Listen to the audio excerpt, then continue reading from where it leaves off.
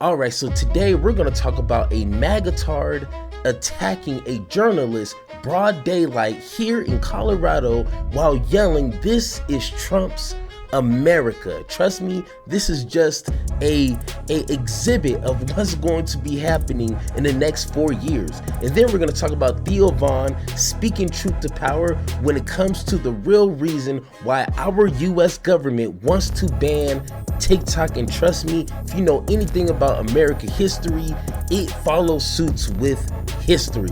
And then we're going to give Stephen A. Smith, yes, the Dumb Assness of the Week award for continuing to kiss the ass of Republicans in MAGA. Let's have that conversation. So we all understand that voting has consequences. And when the elect individual, in this circumstance, Donald Trump and his goonies, when they're out there for the past 8 years talking craziness, saying that reporters and American citizens are the enemy within, you know, you have a few individuals that were like, you know what, that's just rhetoric. He's just talking crazy. He's just trying to rally up his base. But, you know, common sense folks are not going to like take that literal. Like, you've been hearing that for the past, you know, half a year, and just giving Trump and individuals like JD Vance excuses. Like, you know what, like, that's, people are not really believing that. You know, Trump is just talking crazy. But then they seem to forget that there's a nice portion of Americans who are dumb as hell and will take anything they hear from the news as gospel truth. They don't have that part in their brain to where they can filter the BS from reality. And what we're going to get into is proof of that. And this is happening in my home state, Colorado, which is, you know, it's an off-brand state. Like, ain't nothing crazy happening in this blue Democratic state until recently. Let's take a listen. A Trumper arrested for attacking a reporter, yelling, "This is Trump's America." Put it up. Here we go. Colorado man allegedly attacked a young television news reporter after demanding to know if the news reporter was a citizen. He yelled at the reporter, "This is Trump's America now." The alleged attacker is Patrick Thomas Egan. Let me give you the details. So Patrick Thomas Egan, 39 years of age, was arrested December 18th in Grand Junction after police said he followed KKCO KJCT reporter J. Ron Alex's vehicle for around 40 miles. Do you hear me? 40 miles from the Delta area. Alex told police that he believed he had been followed and attacked because he is Pacific Islander. And you see the reporter who was... So right there, I'm pretty sure there's going to be those who are still trying to like not make this about race. Like, you know what? It can't just be as simple as someone attacking this young man because he's non-white. You know what I'm saying? Like some people will still struggle with that. But as we continue to listen, sometimes it's not that complicated. Sometimes there's people who are actually racists just basing off the color of your skin. I'm still arguing with people about that simple concept.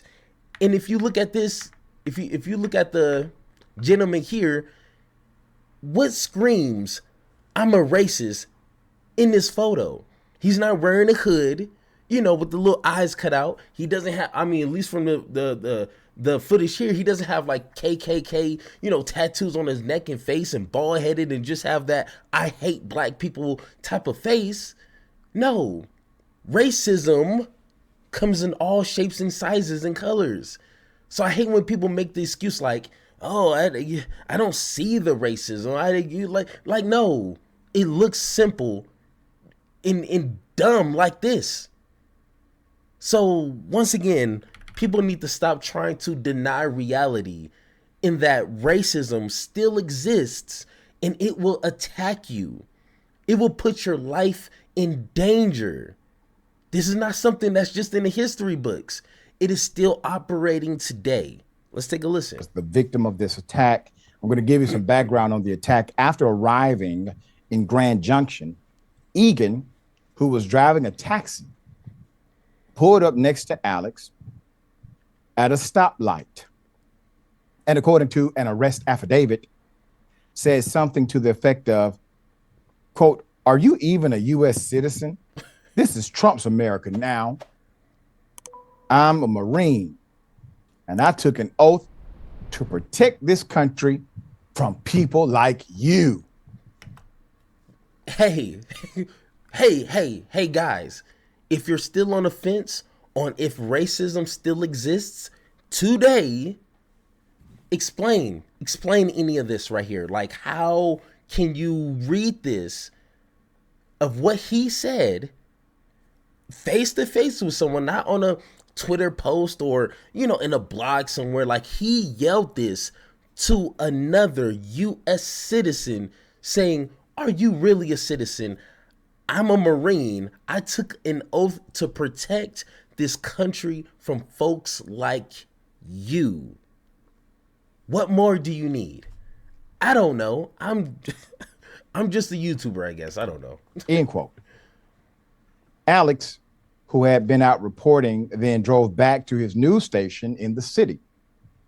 After he got out of his vehicle, Egan chased Alex as he ran toward the station's door and demanded to see his identification according to the document laying out police's evidence in the case. Egan then tackled Alex, put him in a headlock, and began to strangle him, the affidavit said. Co-workers who ran out to help and witnesses told the police that Alex appeared to be losing his ability to breathe during the attack, which was partially captured on surveillance video. According to the document, Egan was arrested on suspicion of bias-motivated crimes, second-degree assault, harassment. I think it should be upgraded to attempted murder. Now, What do you have? You have an individual, a reporter, who's simply doing his job. That reporter is now in danger because Trump and his cronies engaged in a system to radicalize individuals against people of certain industries. Now, if you don't believe that, I want you to remember how this government would say years ago that people could be radicalized into doing terroristic acts. Remember that? Well, if a person can be radicalized by propaganda to do acts of domestic terrorism, why is it that Donald Trump or his cronies cannot do the same with propaganda? Of course they can, they do, and they have. Now, of course, you're gonna have people, and it's a sad reason, and of course, if you want to watch the rest of that video, go ahead, watch it. But it's really simple. Like, the reason why Trump and his goonies were able to get away with demonizing literally Americans. Like, you shouldn't demonize and marginalize anyone, okay? Got you, across the world. But when you aim at propaganda towards American citizens, that should be a red flag. That should be only one offense and you're out. In my opinion, once you start going into that territory, you should not be eligible to run for any office. You shouldn't even be able to run a marathon. Like, you should be casted out of this country to any island. It doesn't matter, by yourself, because we don't want to send you to another country and just start problems there, But the reason why Trump was able to get away with it is folks like Stephen A. Smith and now Jank and Anna, and I'm pretty sure there's a whole list of people. But once you start trying to normalize in like both sides, the whole situation, like, well, both parties are kind of the same, like, then the craziness that Trump talks about is now like acceptable. And it's like, okay, he didn't really mean it. He's just trying to win an election. But Joe Biden, he pardoned his son. So therefore Trump can say that American journalists, American reporters are the enemy of the state. You see how that's not quite the same? But people normalized it. And we forget people can be radicalized because they're idiots. And that's all they consume is the propaganda. And now you have people doing a job who minding a business getting attacked. I don't know what other simple way to put it, but once again, guys, if you agree or disagree with anything I said in this segment, let me know in the comments down below. All right, so when it comes to individuals like Theo Von, like I'm still kind of on the fence when it comes to like how I should perceive him. Like I know there's individuals who are just like surface level, really caring or understanding about policies and politics and all of that. And I would never like want to attack people like that. You know, have a conversation with them, try to feed them positive, factual information. Of course, you know, they might be indoctrinated with just, you know, misinformation, which is fine. But I don't know if he's like someone who's just good at playing dumb, you know, because when he sat down with Trump for like, what, I think it was like almost an hour, it was really nothing of substance. Like they just talked about like, you know, just random things. And it's like, bro, you have a platform and you could have taken the advantage of asking these questions like you're asking now. You know what I'm saying? Like what we're going to talk about is like how Theo Von is talking truth to power in regards to the ban of TikTok. And myself, I'm not on TikTok. I'm not a TikTok guy. I don't really get on social media other than YouTube. You know, so like that's not really my expertise. You know, but I do know when it comes to American history and how our government operates, if they can't control it, they don't want it. They don't want it in the hands of their citizens because they can't control the content. You know, they can't profit off of it and, you know, a whole list of things. So they would rather just get rid of it. That's problematic. And that's throughout American history. Go read a book, any book at this point, and you might find some examples.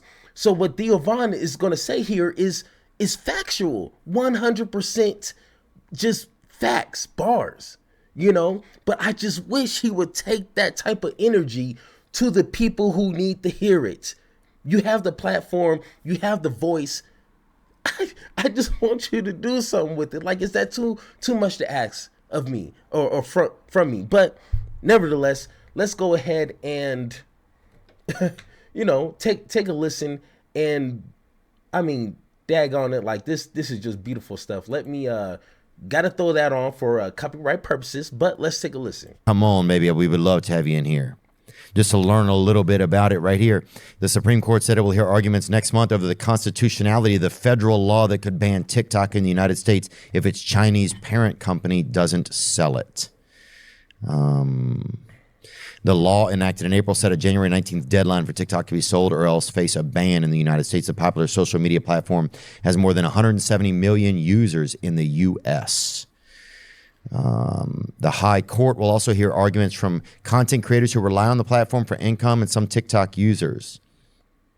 President-elect Donald Trump, who once supported a ban but then pledged during the campaign to save TikTok, has said his administration would take a look at the situation. Okay, so just to stop it right there, to me, you cannot, in good faith, believe anything Trump plans to do. Like, this is the guy who said he has concepts of a plan when it comes to healthcare. Like, it's literally your job to come up with the plan. You have 4 years, damn near 8 years if you count his first administration, and has nothing. The same guy who said for his voters, I will ban abortions for no matter what, just gonna do a straight ban, and he accomplished majority of it through the Supreme Court. And now, since he's getting blowback. Oh, I just wanted it to be states' rights. No, I don't really believe that. I was just saying that before, but now it's blah blah blah. Of course, he's going to change his mind just to get that vote. So when it comes to this here, you have to be a real special individual to be like, you know what? He may have lied about everything else, but I think he's going to keep his word on this. I don't know. You call me a fool, but Trump met with TikTok CEO Xiaozi Chu on Friday. The case pits free speech rights against the government's stated aims of protecting national security. The government ain't protecting national security. I think at this point we can all recognize they don't really have our security in their sights. You know what I'm saying? They'll let anybody. They don't want somebody getting your information off TikTok, but they'll let somebody just come across the willy-nilly come into the country. Willy-nilly. And I say that only because we've met with border patrol agents and that's the truth. There's no, you can sugarcoat it any way you want. So I don't believe that. I believe that they don't want people sharing the truth about the genocide in Palestine, and that's why that they're doing it. I believe that that's what it is. And TikTok is one of those places where people can still do that, and they want to own it. So I'm going to let that one statement of, the U.S. is just letting people in willy-nilly. This is not that video. I'm trying to keep this real compact, but trust me, I will address that in the future if I need to. But the main topic, the government does not have your best interest. They are not protecting your security. We know. It's factual. It's been court cases of companies selling people's information, and they profit off of that. So 9 times out of 10, when a company is profiting off of selling your information, our government's bought and paid for by these CEOs, by these corporations. So that's why there's never really been no actual push against these social media platforms. So once again, what makes TikTok different if they're collecting information from a Facebook, from a Twitter or X or whatever, from an Instagram? They already got your information. Google, Amazon, trust me, when you see those weird pop-ups on conversations you had 10 minutes ago about getting a new dishwasher or whatever, then all of a sudden you're seeing all these ads of dishwashers, that's not on accident. They listening. They're collecting your information, bro. They're collecting all your Google searches, your Amazon searches. It's not rocket science. Once again, and to his point, is it because they don't want people to understand what's really going on with the Palestinian people in Gaza? Very possible. And if they can't control the narrative, if they can't control the media, they're going to be exposed, obviously. So they're going to come up with every excuse in the book to try to tamper, to try to facilitate, to try to push out, buy out, whatever, that platform. So, I mean, it doesn't take a genius to understand this. Want to own it, dude. Suppressing. Yes, suppressing. Thank you so much. Yes, and I think, yeah, I mean, and people say, thank you, and people say like, well, we don't want China having our information. All these, they all have our, what are they? I don't understand sometimes what that means, you know? Like, what do you have my information? I have like 6 pieces of information. There's no way you don't have them. I've put them into some of the probably shadiest sites on the web. You got them. You know, I don't even, people have our information. What do you, I'm scared they're going to get my DoorDash order. They have our information. Oh, man. So then it's just, what don't they want us to see, right? What don't they want us to see? Because if they can control what we see, they'll control what we know. or what we believe, maybe. I don't know. But once again, that's straight on the money. You know what I'm saying? Like, you can't not argue from that perspective. Once again, if you're taking the perspective of like, but you know, it's China, blah, blah, blah. Like, no, because like Theo just said, like, the government has our information. And in my opinion, these companies are profiting off of our information. So if they really cared about it, this whole social media platforms will be extremely different. But unfortunately, like I said before, if they can't control it and they can't control the narrative, they're going to deal with it in so many ways. And I just wish, like, you know, I don't want to tell someone how to manage their platform and, you know, how they need to approach politics, because once again, if you don't want to dive into politics, I would never like force you to. But if you're tiptoeing, if you're putting 1 foot in and then 1 foot out and 1 foot in and then you shake it up, like if you're doing that type of dance, I want to hold you to a higher standard. You had Bernie Sanders, you had JD Vance, you had leaders from unions, you had Donald Trump himself. Like, you need to challenge these individuals, hold them accountable. That same energy you just showed us just now, give them that energy times 10. KO can times 10. Okay? Don't just try to act all like, you know, concerned and, you know, blah, blah, when they're not around. Carry that same energy when you have the opportunities to speak to them. That's all I'm asking. But, of course, once again, guys, if you agree or disagree with anything I said in this segment, let me know in the comments down below. So this week, and I want to try to make sure I kind of continue this type of segments, because I think it could do some sort of good highlighting individuals who just bathe in dumb assness. Like, it's their thing. Like, they're planting their life into misinformation as a profit. You know what I'm saying? And when it comes to Stephen A. Smith, like, he did this weird, you know, pivot on a dime when it comes to politics.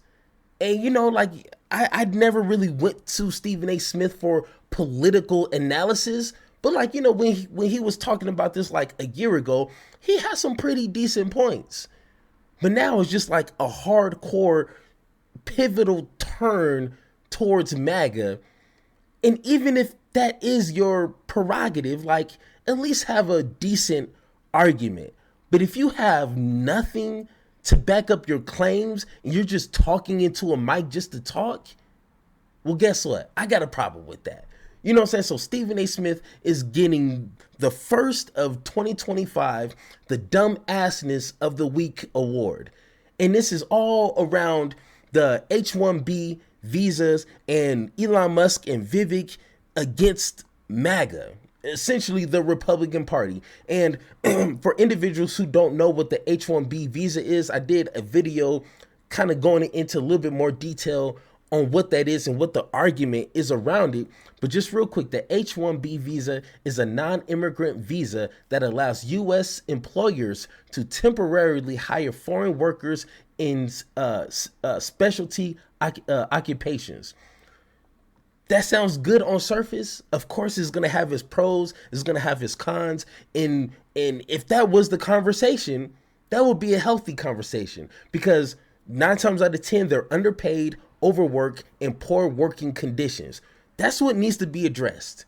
You know, if you're progressive, you want people to have opportunities from other countries to come over here and get good jobs and take care of themselves and their families. That sounds good.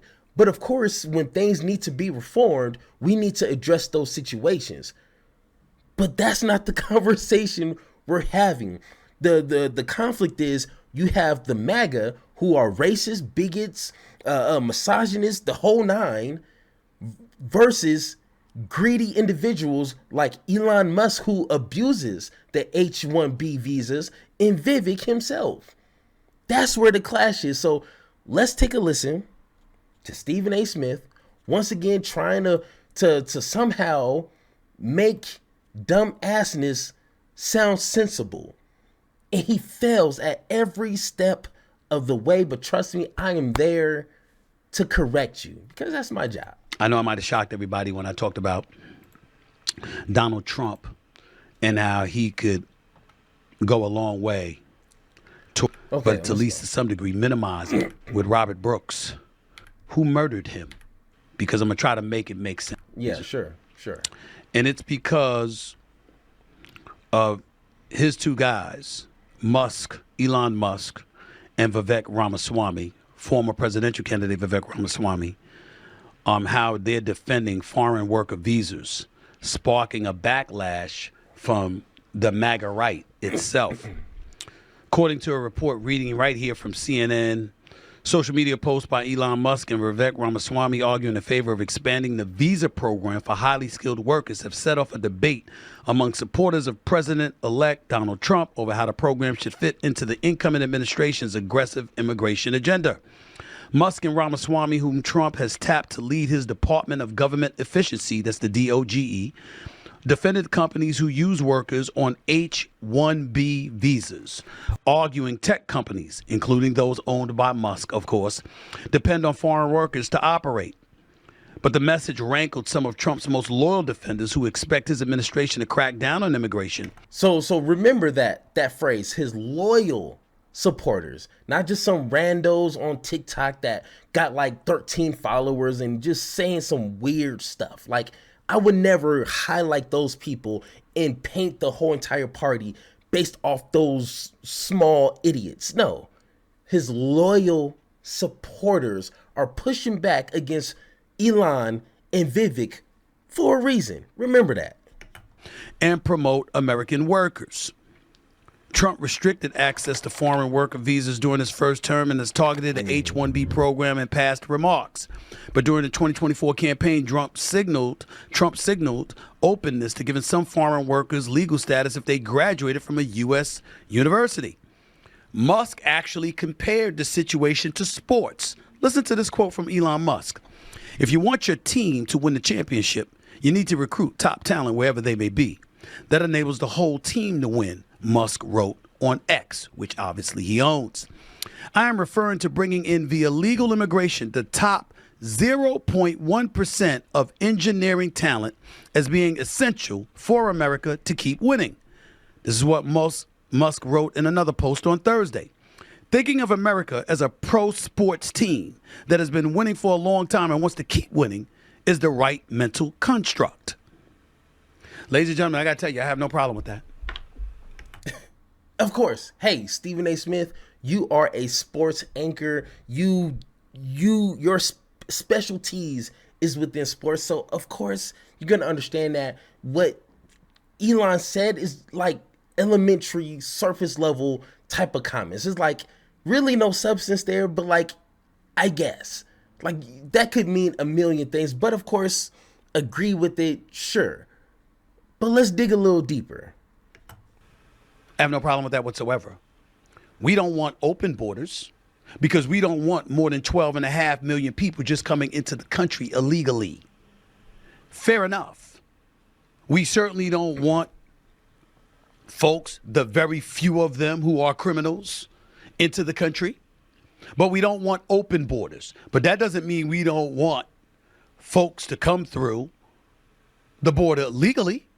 It doesn't mean that we don't want our society to continue to be the gorgeous mosaic that we've been known to be. America's the land of opportunity. And if you have people from foreign nations that are incredibly bright and add a lot to technology and other forms of business in this world that promotes and provokes employment for a bevy of other American citizens and beyond in this country, why would we not do that? Whoa. Hey, guess what? You make a terrific point, but you're talking to the wrong party. I mean, call me crazy, but Trump didn't build his coalition. He didn't build his base based off of We're going to do what's right for America. We're going to get the best, from here, here, and here, and we're going to do what's best for America to keep winning. He didn't build his team off of that. He didn't build his base off of that. He literally built his base with the exact opposite. America first mentality. That doesn't mean any other country. And the individuals that really kick that into high gear are 9 times out of 10 white supremacists who only want folks like them to be in these positions. To make America great again is to only make them elevate and those particular people great again. Not this whole, we're going to unite across the world, with the smartest people, blah, blah, blah. They don't care about that. So, Stephen, hey, can I call you Stephen? Stephen, hey, they're not talking about that. You are on a whole different page in what they're wanting. But let's continue. Why would we not do that? Especially if you're talking about them being some of the top engineers in this world. Why would we want to keep them out of America? I totally agree with Elon Musk about that. Okay, hey, I'm going to read you some of Laura Loomer, which, if you don't know who she is, essentially she is Trump's right-hand man or right-hand woman. She takes private jets with him, goes on to all these campaigns and all these events, has a direct line to the president. This person I'm about to read tweets has a direct communication with the president of the United States. Stephen A. Hey, can I call you Stephen? You don't even got that kind of connections with Trump, but she does. So let me just read to you her opinion and many others, because like I said, she's not some random person on the internet. She has a following and she knows that. And this is what she said in response to being banned by Elon because of this whole situation. She said, our country was built by white Europeans, actually, not third world invaders from India. It was white Europeans who created the American dream, and we didn't create it so that it could be exploited by pro-open borders techies like you. P.S. Why are people in India still ishing in the waters they bathe and drink water from? Once again, Stephen A., who are you trying to convince here? This is the base that Trump has built and won off of. Who are you trying to convince here? I got more, but let's hear him try to make this make sense. Try to square this circle, as some of the young folks would say. It makes perfect sense. It really, really does. It does. And oh, by the way, the number that he threw out there is 0.1% of the top engineers. That's not hurting anybody. If anything, that's helping America. But Vivek Ramaswamy didn't stop. He piggybacked off of what Musk said, and he said our American culture, because obviously he's a first-generation U.S. citizen whose parents immigrated from India, so let's get that straight. Vivek Ramaswamy. Oh, no, yeah. Let's remember, she's talking about the same India this guy came from. So keep that in mind, Stephen. Stephen, hey, can I call you Stephen? He says our American culture has venerated mediocrity over excellence for way too long, at least since the 90s and likely longer. That doesn't start in college, it starts young, he said. This is what he said on Thursday. A culture that celebrates the prom queen over the math Olympiad champ or the jock over the valedictorian will not produce the best engineers. I can't argue with that point. That makes perfect sense. That makes perfect sense. Now, here's where it gets tricky. And this is what we got to think about when it comes to Trump. And there is simply no way around this. Hey, now get ready. The BS is going to hit you full effect right here. Just brace yourselves, okay? It's a great discussion. Because the reality is that it's something that's open for debate. There's reportedly fraud in the H-1B visa program, and it was said to need major reform. This is according to the reports, not me. But America wants the world's top talent, and Trump wants to stay number one, right? So how can you be number one without top talent? You got to balance that, you got to balance that message with an America First message. That's a tough thing to do. America First versus America First, people already living and born here. Which one is it? America First instead of in terms of the country, or America First instead of the MAGA right? Who voted for you to think about American citizens first? The only way for Trump to pull this off is to make the argument that it's all about America. It's all about America. And anything that contributes to America being number one is something that we should support. That has to be his argument. And it has to be his argument.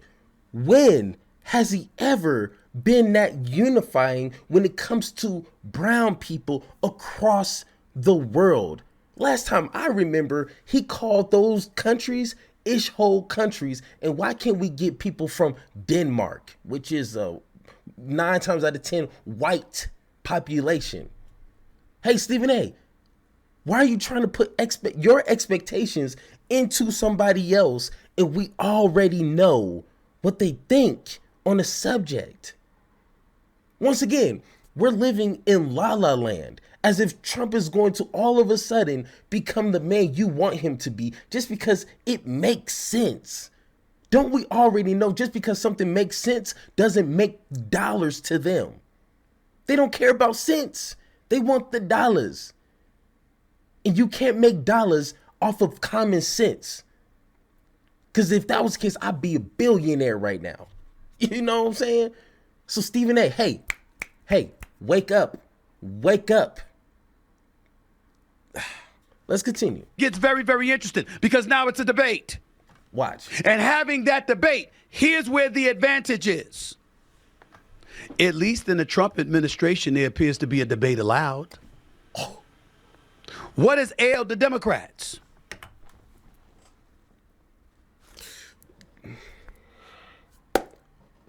Bro, what are you talking about? What on God's green, beautiful, blessed earth are you talking about? The progressives, the ones that I rock with, that I roll with, that I support, we understand and we value what the H-1B visas can do. Like I told you at the beginning, I have no issues with it. There's problems with it that needs to be addressed, but that's not the conversation that Republicans are having. Hey, pay attention. Take some notes. I need you to understand this, Stephen. Hey, Republicans are open to have this debate.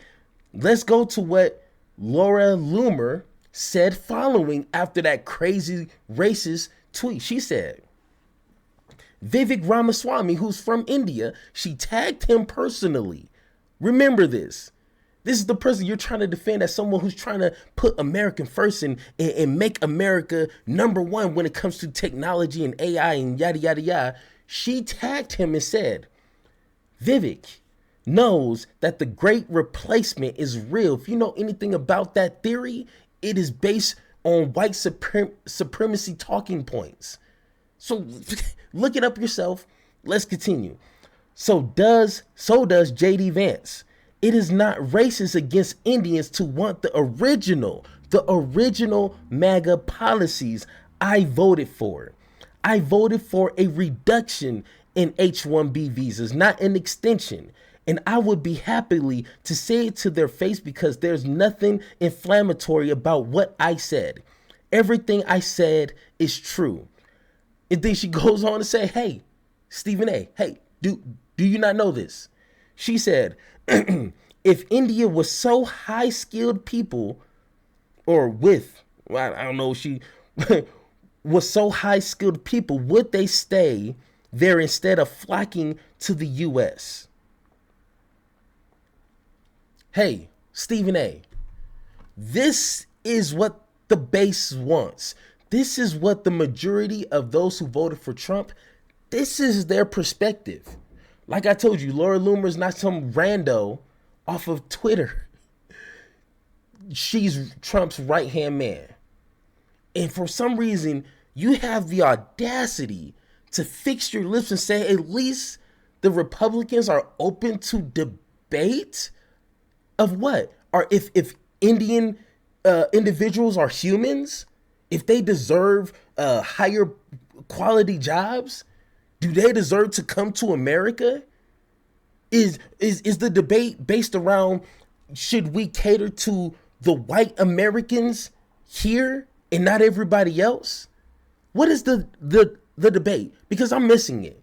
Because it's not what's important about fixing H-1B with its flaws and exploiting immigrants. That's not the conversation. That's not the debate. Hey, Stephen A.